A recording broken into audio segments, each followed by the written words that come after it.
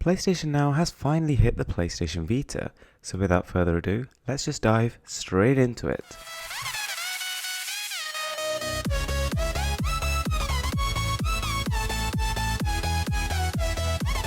So upon actually booting up the app, straight away I wasn't really too impressed.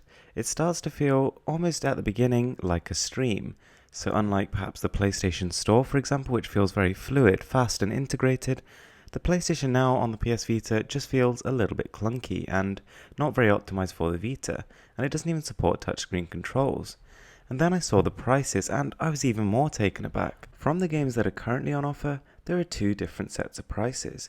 Some of the games start at $2.99 for 2 days and then $5.99 for 30 days, and the others are $4.99 for 2 days and $7.99 for 30.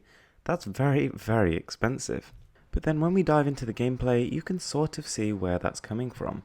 It's very, very polished, and I was impressed to see games like these, like Body Count, as you can see here, playing on the PlayStation Vita. It feels native, and it's absolutely gorgeous to look at. I mean, this is probably far from the best looking PS3 game, and almost definitely not the best one in terms of gameplay, but it's actually very, very enjoyable to play on the PS Vita. There's this kind of weird, magical feeling of being able to pick up and play this game in your hands, something that would normally require you to be tied down to a console with this giant box and huge TV screen.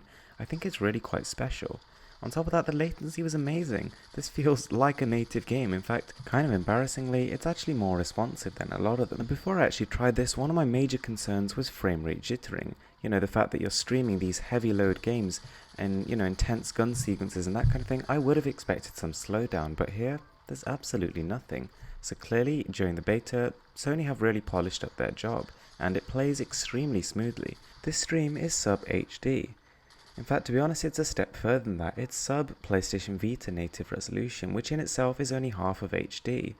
Having said that though, it doesn't actually look particularly fuzzy. I mean, if you compare it to a game like Resistance Burning Skies, a native PlayStation Vita title, this is almost definitely sharper and lives up extremely well to its PlayStation 3 counterpart.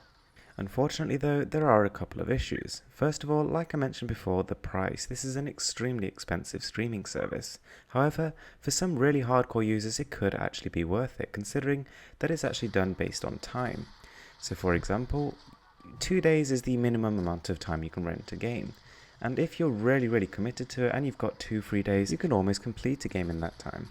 So if you consider that perhaps a AAA title might cost you £60 to buy in a store, whereas if you actually rented it here you could pay £5, and then consider that maybe over the time you use it, the game will probably lose £20 of its value, so its resale is about £40. So if you consider that, then actually this becomes quite an attractive service if you're the kind of person who might buy a game, just destroy it and absolutely, pace the game in the 2 days that they play it, then return it. Then actually this could be quite good value for you. But I think for the general user, and me especially, I really do like the idea of owning my game, the idea of sort of returning to it after time and being able to play it whenever and wherever I want. And I think that's why I'm so attracted to the PlayStation Vita as a console. And then the other issue, which is definitely an issue this time, no two ways about it, is that the PlayStation Vita has no L2 and R2 buttons, and these things are crucial, especially for games like this. You may have noticed that I've just been touching the top corners of the screen, and that's how you actually shoot here. To say it's uncomfortable would be an understatement. It just doesn't feel right, and as far as I can see, I couldn't find a way to remap the controls. There might be, I'm not saying there isn't, but I just could not find one. I searched online, I searched on the app, and there was nothing. But even if they do make a way to remap, there's going to be a problem. There is just less physical controls on this system than there is on a traditional controller, and so you're going to be compromising somewhere.